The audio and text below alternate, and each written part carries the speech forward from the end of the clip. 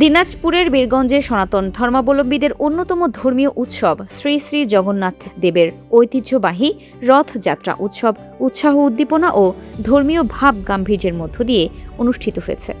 এই উপলক্ষে বৃহস্পতিবার দিনব্যাপী বীরগঞ্জ পৌর শহরের আরিফ বাজার সংলগ্ন কুমারপাড়ায় হাজারো ভক্ত ও দর্শনার্থীদের উপস্থিতিতে উৎসব মুখর পরিবেশের সৃষ্টি হয়। অনুষ্ঠানে প্রধান অতিথি হিসেবে উপস্থিত ছিলেন দিনাজপুর ১ আসনের জাতীয় সংসদ সদস্য আলহাজ মোহাম্মদ মঞ্জুরুল ইসলাম। তিনি আনুষ্ঠানিকভাবে জগন্নাথ দেবের ঐতিহ্যবাহী রথযাত্রা উৎসবের শুভ উদ্বোধন করেন।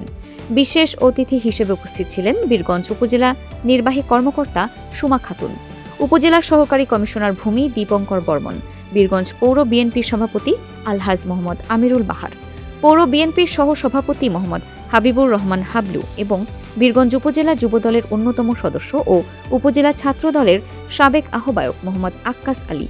অনুষ্ঠানে সভাপতিত্ব করেন গোপাল দেব শর্মা।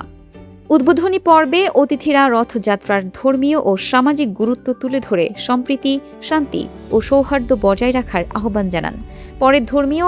পরে নানা ধর্মীয় আনুষ্ঠানিকতা ও আয়োজন শেষে কুমারপাড়া থেকে বর্ণাঢ্য রথযাত্রা বের করা হয়। রথটি হাজারো ভক্তের অংশগ্রহণে বিভিন্ন সড়ক প্রদক্ষিণ করে জগদল এলাকায় গিয়ে পৌঁছায়। রথযাত্রায় নারী, পুরুষ, শিশু, কিশোর সহ বিভিন্ন শ্রেণী পেশার মানুষের স্বতঃস্ফূর্ত অংশগ্রহণে পুরো এলাকা উৎসবের রঙে সেজে ওঠে। রথযাত্রাকে ঘিরে আইন শৃঙ্খলা বাহিনীর পক্ষ থেকে প্রয়োজনীয় নিরাপত্তা ব্যবস্থা গ্রহণ করা হয়। শান্তিপূর্ণ ও আনন্দঘন পরিবেশে উৎসব সম্পন্ন হয়। আয়োজক কমিটি, ভক্তবৃন্দ ও স্থানীয়রা সন্তোষ প্রকাশ করেন।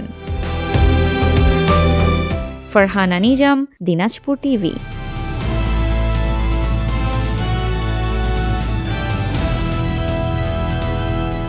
দিনাজপুর টিভি মানুষের জীবনের কথা বলে।